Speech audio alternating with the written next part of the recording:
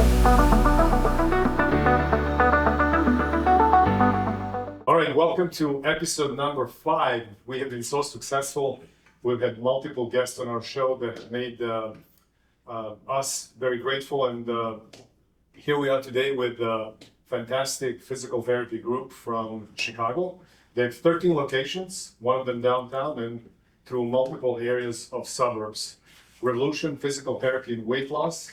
They specialize in, as the name says, physical therapy and weight loss. Here we are with our wonderful guests. Let's go and why don't you introduce yourselves? Yes, my name's Chayla Bonelli. I'm a physician assistant. I've been in practice for about 4.5 years. I started in orthopedic surgery and then transitioned to primary care, urgent care. So I work with the marketing team with Revolution. So I act as a liaison between clinics and our staff for patient referrals. Fantastic. Hi, I'm Zach. I am an exercise physiologist. I also run our weight loss program at Revolution. Okay. I'm Wes Williams. I'm a licensed physical therapist for more than 40 years, and I'm the Chief Operating Officer for Revolution Physical Therapy. So we have a boss here, we have a medical provider, we have somebody who makes everything happen, the organizer. So, you know, we actually share something in common, you and I, Wes.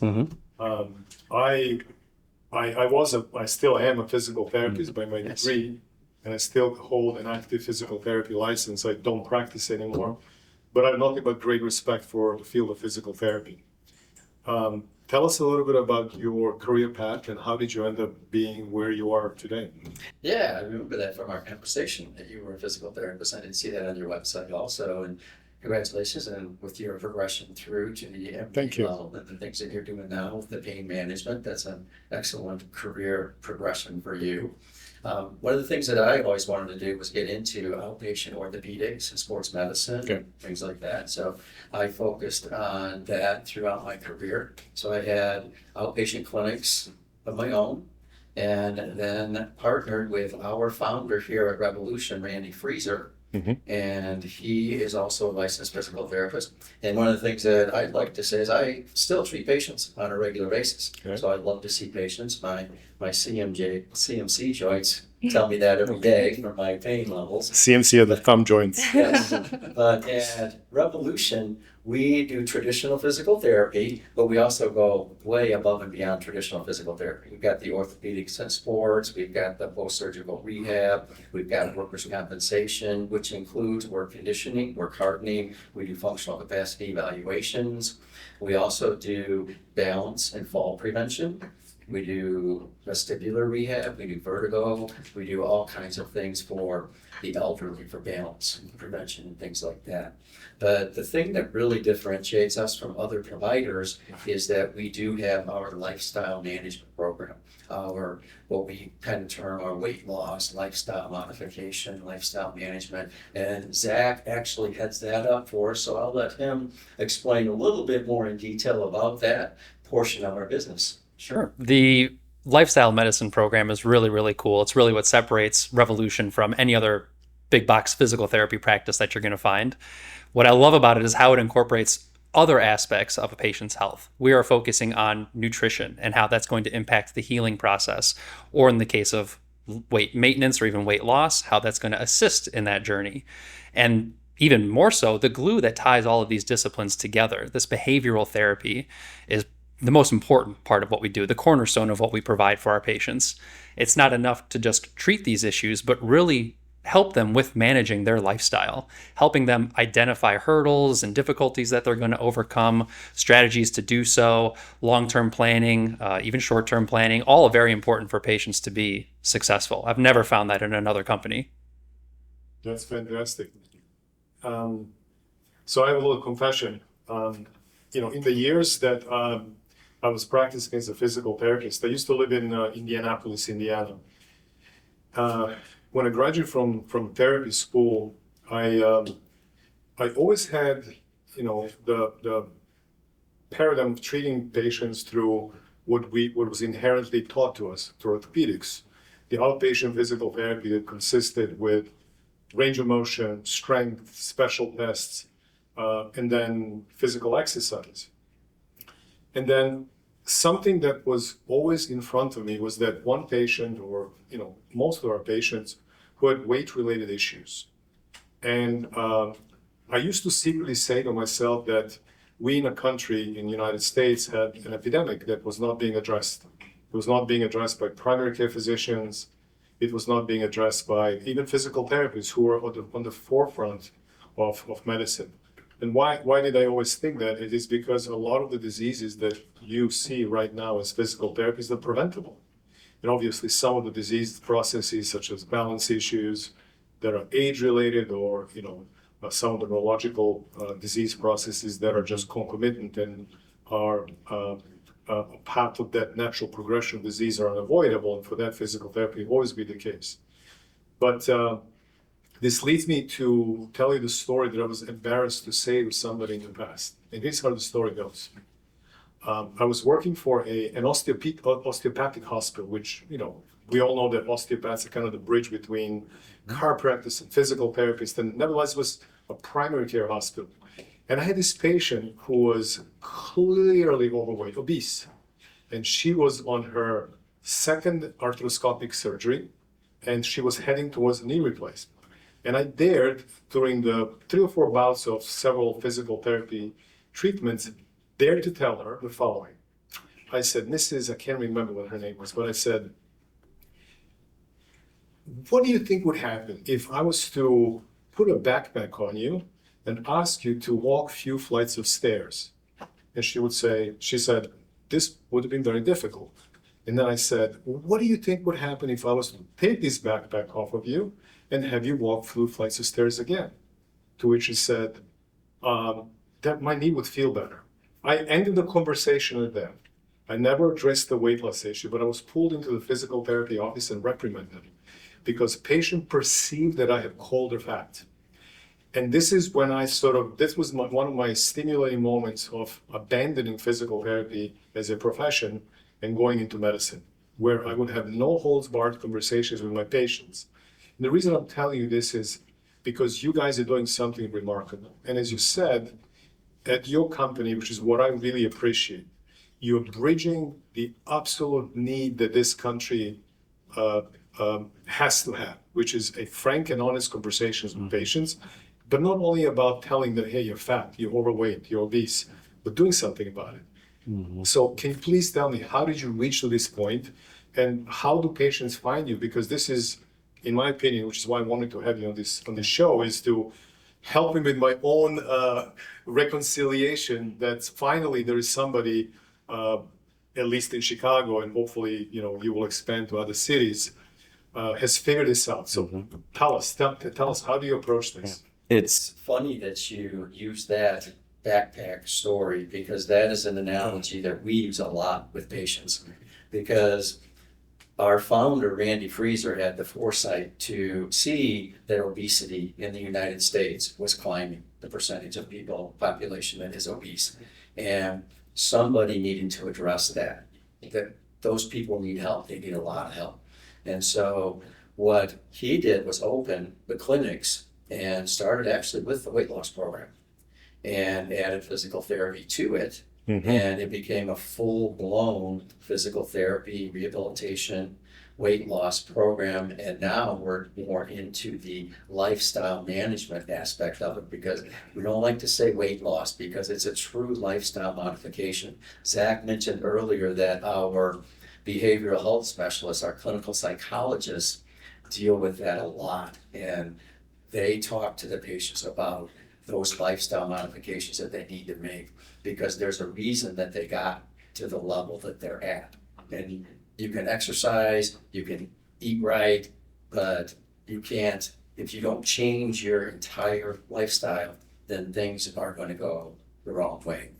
And then we also use the analogy with patients, and we've done research, and every pound that you lose takes 4 pounds of stress off of your knee joints.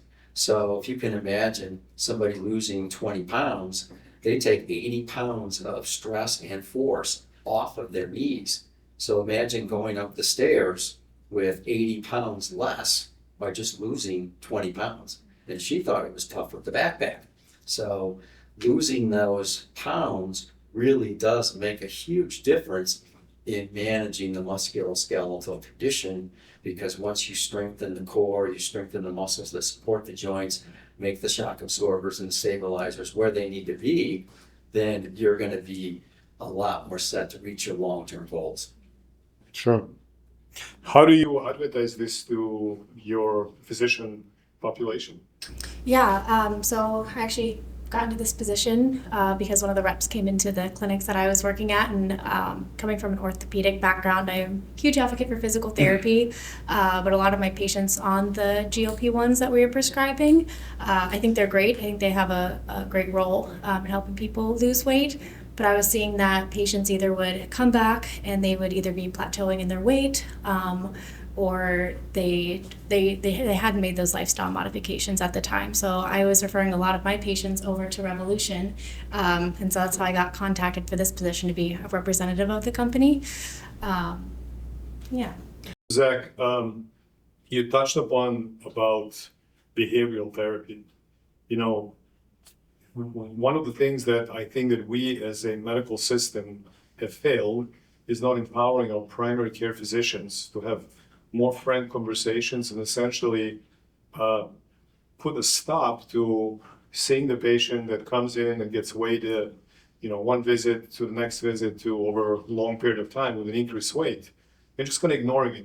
Sometimes patients tell me that, they could just see their own trajectory over the last 10, 15 years of gaining 5-10 pounds a year, which was unnoticeable in the beginning, but now it accumulated. Mhm. Obviously, it's very hard and very offensive, or at least we've created this situation to tell somebody, hey, you weigh too much. But I found that this truth and disclosure and the ability to bond with patients cannot just go calling it fact. Mhm. How do you approach that self-image, or how do your behavioral therapists deal with that condition where patients are embarrassed? They have a perception that they are a burden to others. How do you deal with that? It is tricky. It's difficult because there is so much negative stigma around being overweight or obese. And it's very important to understand that we are treating people. It's not just a list of symptoms. So we are very, very focused on patient-first language. We are asking the types of questions that might probe deeper into what motivates you to make these changes. What hurdles do you encounter in a day-to-day that make it difficult to implement these changes? And recognizing that you're working with a person who oftentimes sees the same issue. They might not see it in the same context that we do, where we're looking at lipid profiles, A1Cs, VO2 maxes. They've got a little bit of a different approach. They're primarily focused on the scale, which can also be a detriment as well, trying to help patients understand that it's not just the scale that dictates your progress. There's a lot of other aspects of your health that we can look at, and it's all about building that trust with the patient. And I think most importantly, putting the power in their hands, making sure that they are the ones driving. So my question is more specific in terms of behavioral therapy. Mhm. Do you have psychologists that you partner Yes. up with? Yes. So take me through that aspect, because, for a person who is overweight, or a person has any medical condition, there is usually an associated psychosocial impact to their problem.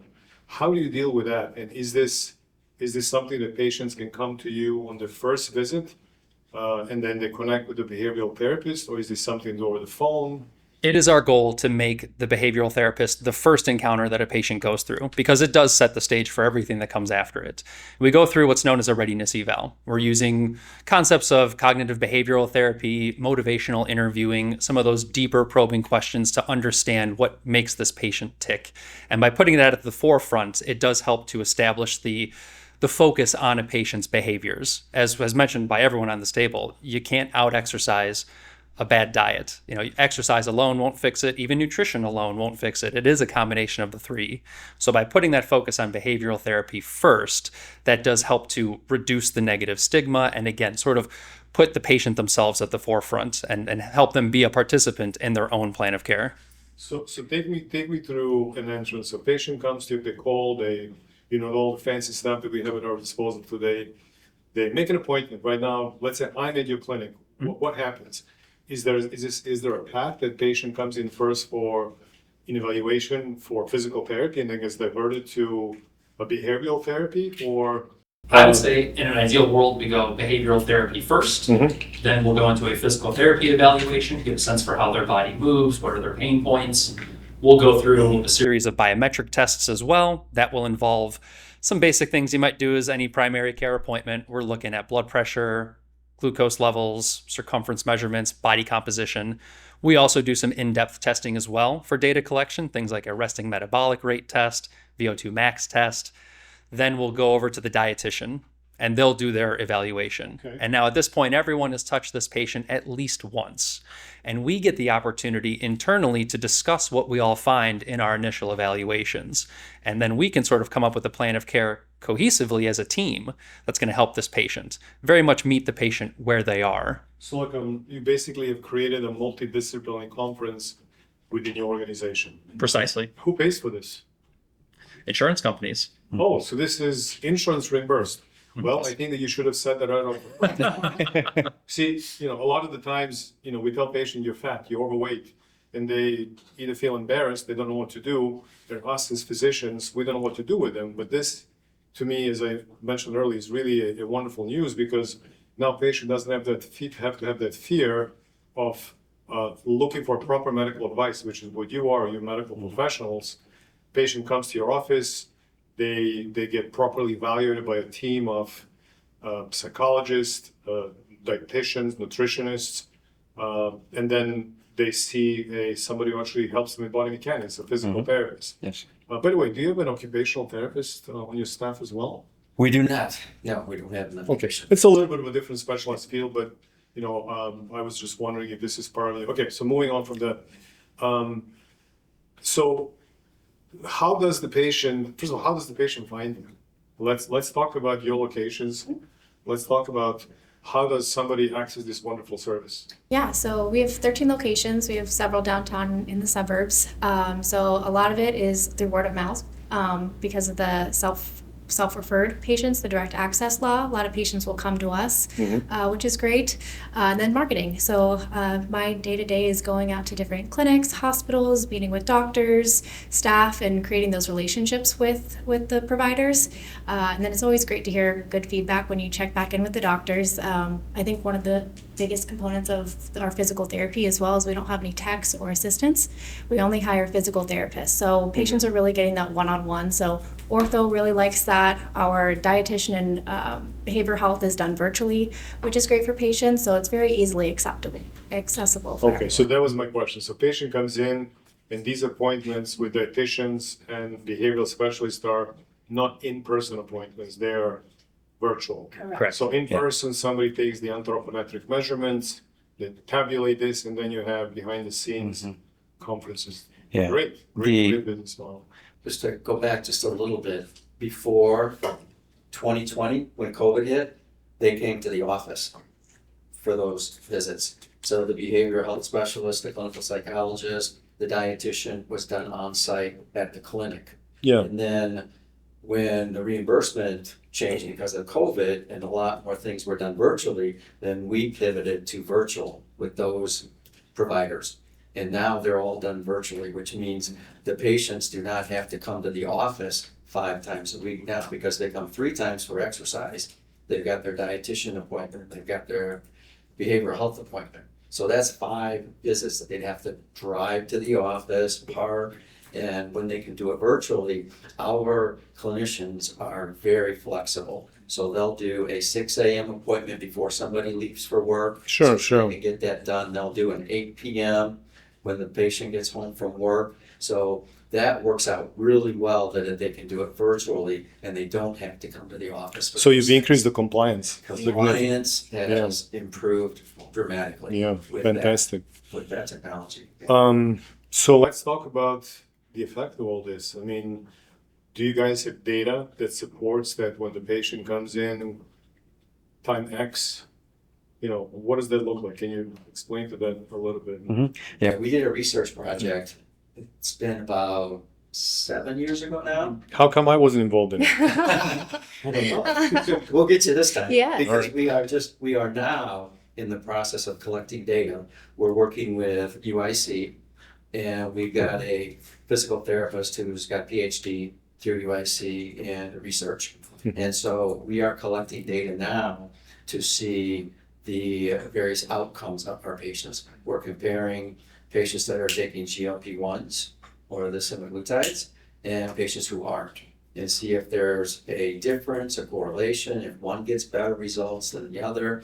We're looking at the side effect of muscle wasting with the GLP-1s, see if they lose strength, if they don't gain as much strength as some of the other patients. So we're looking at kind of all aspects of that, and that's ongoing right now. And so we're going to be collecting data for about the next year. I'd say at least. Yeah. And How do you measure muscle loss? Do you use DEXA scan? Do you use Bioelectrical impedance, impedance? So two handheld. the body. Yeah. Okay, yeah. In the old days, I actually have done multiple research studies with the BOD, Mhm. the old BOD. Yeah, yeah. I'm not sure if that's still in favor, but that seemed to be the gold standard Yeah. next to the hydro tank Yeah. in terms of body weight composition. No. the DEXA scan is the, hey, Max. The DEXA scan is the state of the art now, but we use in-body and like Zach said, the bioimpedance. Yeah, and in body is pretty good because you can see actually trajectory from lean body mass, skeletal mass, and all that other stuff.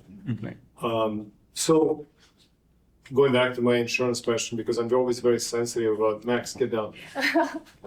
I'm always very sensitive with patients, being able to access care. What insurances you do not take? Yeah, I Can can. address that. We take all PPOs, so we're Blue Cross Blue Shield, we take UHC, Aetna, ASH, all of the commercial payers. We take all work comp providers, and we take Medicaid, Medicare. You take Medicaid? We do take Medicaid. Pure Medicaid or just Medicare and Medicaid? We take state of Illinois Medicaid, and then we also take like the Blue Cross Community, and we take several other of the Medicaid And carriers. is lifestyle payable through all the payers, including work comp? Yes, because all the patients usually come to us, they've gone to their physician because they've got some type of a musculoskeletal disorder. They're having back pain, they're having knee pain, and the physician tells them, you need to lose weight, that will help. And so then we get those patients, and when we're working on the musculoskeletal condition, then through the physical therapy, that is how the insurance pays for it, because that's part of their comorbidities and their issues. 100%.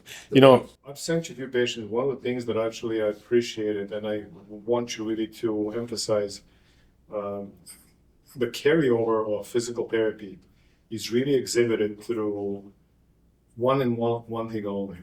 A fair number of patients come to me from either other physicians or from maybe even years being in my office.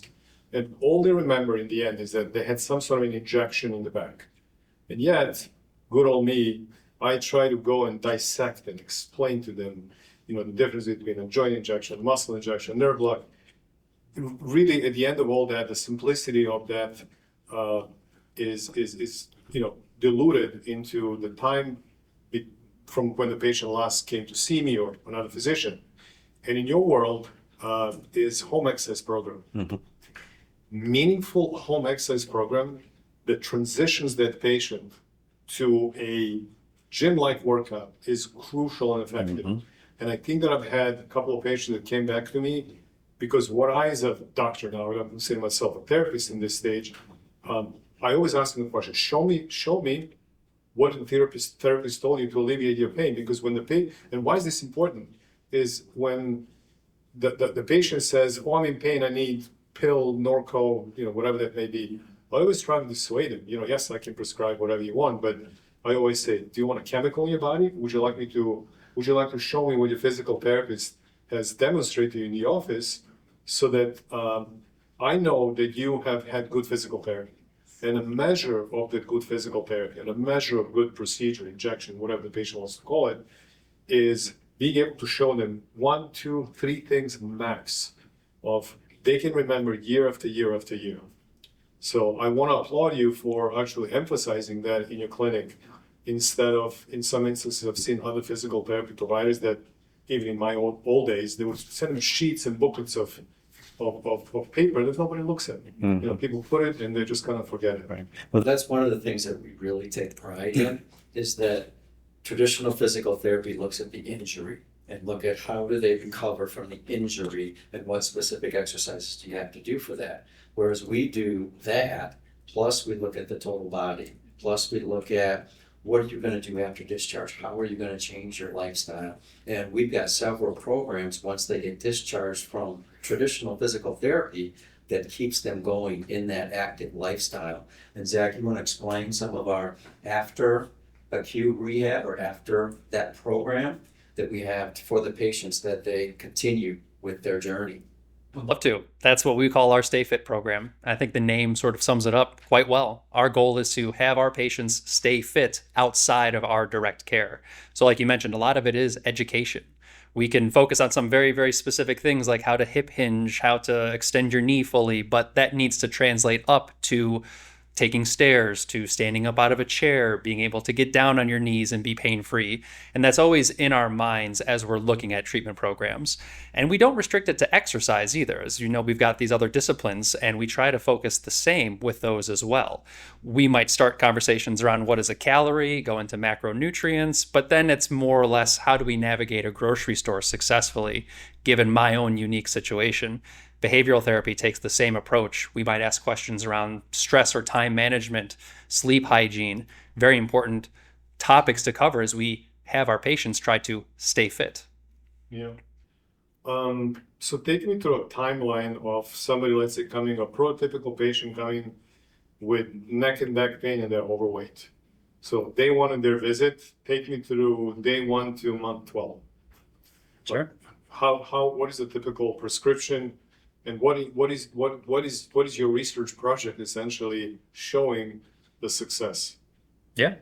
I would say that it starts with those couple appointments we mentioned before, the readiness eval, the physical therapy eval, the biometric testing that helps us establish some good baselines so we can measure progress. We're measuring beyond just what the scale says. We could be looking at joint angles. We can be looking at pain questionnaires. They're all tools that we use, all tools that we have in our tool belt. But we'll go through those first couple months. I mean, Wes, feel free to jump in, especially as it relates to physical therapy. But a big focus is reduce the pain, get them to be pain-free, to move comfortably. And then we sort of go beyond that to look at what they do in their day-to-day. It's hard to say that there's a set timeline because every patient's unique. They come to us with different issues. They have different prognosis and trajectories, and very much a case of meet the patient where they are. Some people progress much more quickly than others, whether it's their natural body, whether it's because their adherence to our programs. They're all factors that come into play. Yeah, all of the patients' programs are different because they're individualized to that person's evaluation and what we find in that evaluation. So some of it could be their movement patterns. It could be joint restrictions. It could be weakness. And so we'll work on all of those things to get that patient to what reduces their pain the best. And then we progress them into those aftercare programs and things like that. But initially, it's really looking at their pain levels and how do we reduce their pain and how do they respond to the pain reduction modalities and exercise programs. My question was, maybe let me restate the question. So patient is there day one. They see, a person in your department. They see your person in your department. Those are the two visits that are one is done online, one is done in person. Prototypical back pain, let's say, 40-year-old overweight male. They just injured themselves playing racquetball. Do you expect to see them as a physical therapist? Mm-hmm. How many times a week do you expect to see them as a lifestyle specialist? And for how long? How much time commitment does this person need? Yeah, Typically, it's 3 times a week for their physical therapy. Good. And so that's where we would go through all of their exercise, their manual therapy, they're working on their movement patterns, things like that. So that's 3 times a week. And that also includes, if it is a weight loss patient that is overweight, then that would also include their high intensity interval training that we do. Sure. So through Zach's department, where he does the VO2 max testing, we get their heart rate zones. So we know where we want to keep that person's heart rate to most efficiently burn their fat. So we monitor their heart rate throughout their whole treatment session for physical therapy. The dietitians, they see them once a week. And the behavioral health specialists, the clinical psychologists, see them 1 time a week. Okay, And- so time commitment is basically 5 visits a week 5 hours. spread through different time zones, if you will. Yes. So somebody can come in after the work, before work, to complete their physical therapy Monday, Wednesday, and Friday. And then they would have from the comfort of their home or on the lunch break from work, they would call checking in with the behavioral specialist, check from the dietitian. All right, because that seems plausible. That seems very reasonable. The initial thought is, oh my God, these guys are just going to be all over me. It can be overwhelming. Sure. And I'm glad you explained this so well, because most of the patients, everybody wants the finality of how much investment in time do I want this. So does this process for the physical therapy run for, let's say, 12 weeks, 8 weeks, 4 weeks? Typically. Typically, it's an 8-week program. 8-week program. We get people through in 8 weeks. Okay. But it all depends on how their musculoskeletal condition is Sure. progressing. And so typically it's about an 8-week program. So basically, 3 times a week for 4 weeks is about 12 visits. So and anybody can expect when they come for physical therapy to be at the end of their physical therapy realm at about 12 to 24 visits.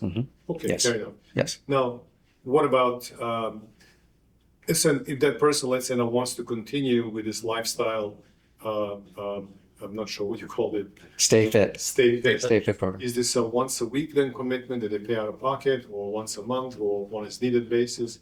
How does that work? Stay Fit can incorporate both. If they wanted to continue on with their physical therapy program and use their insurance, those options do exist. It's almost as if their program just continues as it is. Otherwise, if they shift to a self-pay model, it becomes a little bit more a la carte. We're still going to encourage you to do those 3 sessions a week with physical therapy or exercise, once with a dietitian, once with behavioral therapy. But obviously, lifestyle comes up occasionally. Schedules are busy. We can somewhat shift that around. When you get to the 12-week mark, you probably don't have as much content to discuss every single week. So maybe your dietitian drops down to every other week, and the topic shifts a little bit from specific calories and macronutrients to more dietary recall, keeping a food log. Behavioral therapy, same thing. And how long does that last? 6 months? I would say we like to take it in 12-week chunks. I would say we could say 8 to 12 weeks typically, but some patients go well beyond that. Okay, so tell me some unofficial data. So we've taken a person, let's say we're talking about a healthy 40, 45-year-old who had a racquetball injury. They've gone out to they're an executive or they're, a professional, they work in an office. What would they expect how much weight would they expect to manage during that 12-week? Do you have data to support that? I would say we shoot for 5% total body weight loss. In reality, we're probably seeing closer to 4% body weight loss, though the big thing to note is that is very dependent on their adherence to our program and how many disciplines they're Give me a in. pound. Give me a pound. Pounds? Well, it depends on what the patient's starting point is. Give me a pound. Well, The patient- we don't- Pound a week is what Yeah. we shoot for on average. 1 2 pounds a week, Okay. 2 to 3 at the top. We don't want them starving. Of course. We No, want and I'm them- glad you said that, because I align with everything you're talking about. It's just that the audience always wants to hear, patients always want to hear. Give me a matter of fact, what do I need? How do I get into this? Because if I can tell somebody, if I send you to Revolution Physical Therapy and weight loss, you can lose up to 2 pounds a week, maximum, meaning 8 pounds a month, which means that if you follow that principle and if you're careful, think about how much weight loss would that imply over a course of a year or 6 months. And that is a reasonable goal, Yeah. When you tell somebody 5%, 10%, I can guarantee you that most people don't even know what 1% of 100 is, Yes. let alone what, 5% of the weight. But as a medical practitioner, I understand where you're coming from. It's just that enumerating 1 to 2 pounds a week is far more reasonable for patients. Well, We also do have patients in the system and who have been discharged who have lost 80 to 100 pounds. I mean, they were with us for over a year, but they have lost 80 to 100 pounds total and are an entirely different person. Their lifestyle is different. And that's exactly the success story of why I think you guys are successful. And this is the data that, in my opinion, insurance companies and large hospital systems need to see, because incorporating something like this, even in a health plan, why am I so interested in this is because I had this idea 20 years ago, something like this. I actually approached a health plan in Indiana called M-Plan, where I literally laid them down this entire business model. And at that time they said, we're interested, but we don't have the resources for that. Obviously, I'm not saying that, I had everything figured out. But it's not because I have, this is my idea. It was a needed service. It was not only me as a physical therapist looking at overweight people. It was him and multiple others. This was a well-recognized problem that coexisted. Decreased joint range of motion, decreased strength is a primary cause of morbidity in a person over the age of 60, 65. And weight loss, or rather weight gain, is the primary reason for decreased mobility. So if a person is overweight, if they have too much muscle mass, they can't move. If they can't move, their cardiorespiratory endurance, their VO2 max, all those things you're measuring, goes to shit. Yep. Oops, sorry. Erase that part. 522.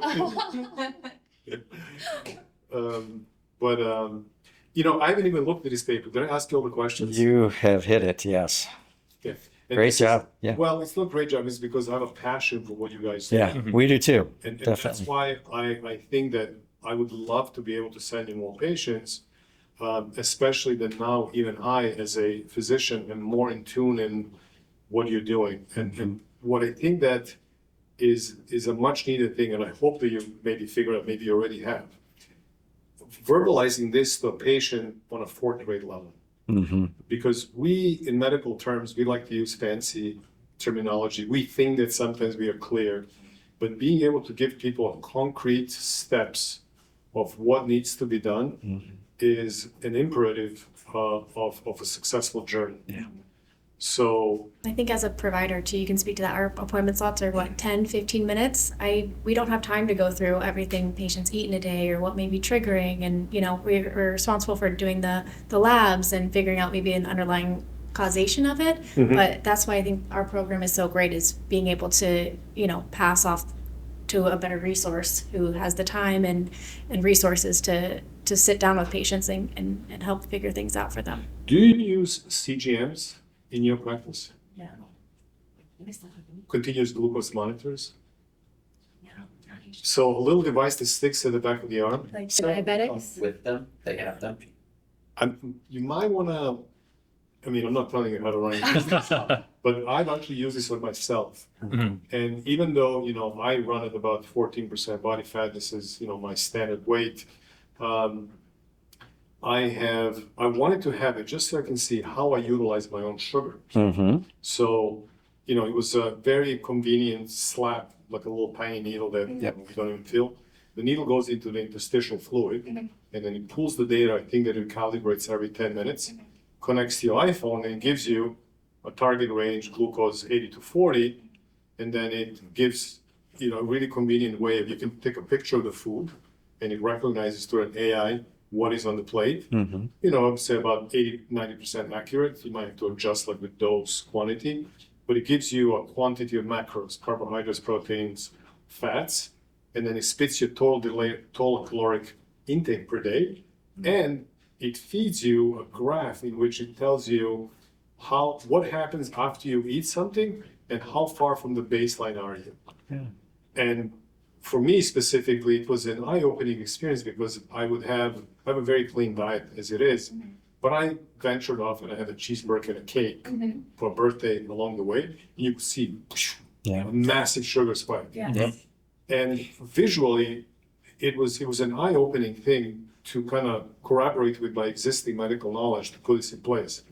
And I think that, from your perspective, may not be a bad idea to just kind of teach patients of, eating and how do they utilize whatever fuel they're putting into their bodies. Yeah.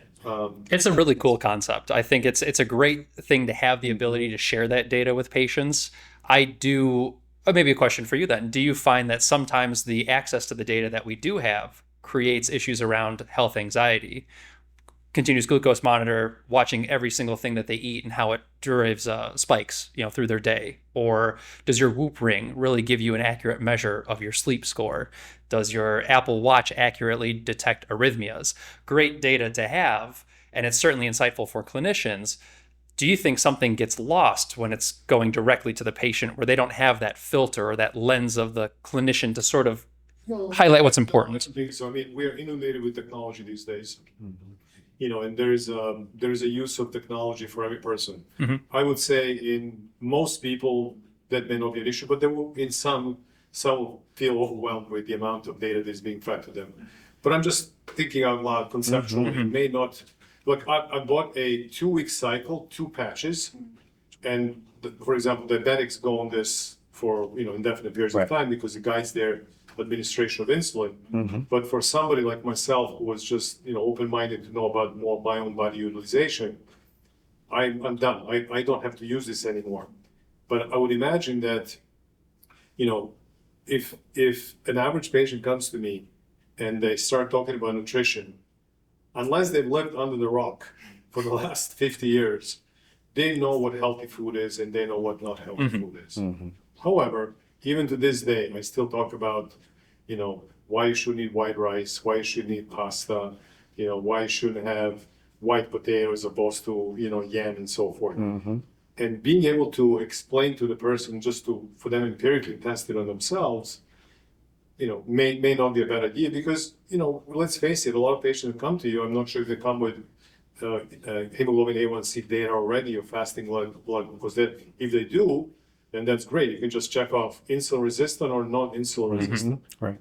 But how do you know? So It is interesting. You have to have some number to measure, if nothing else, to show progress, to have a starting point.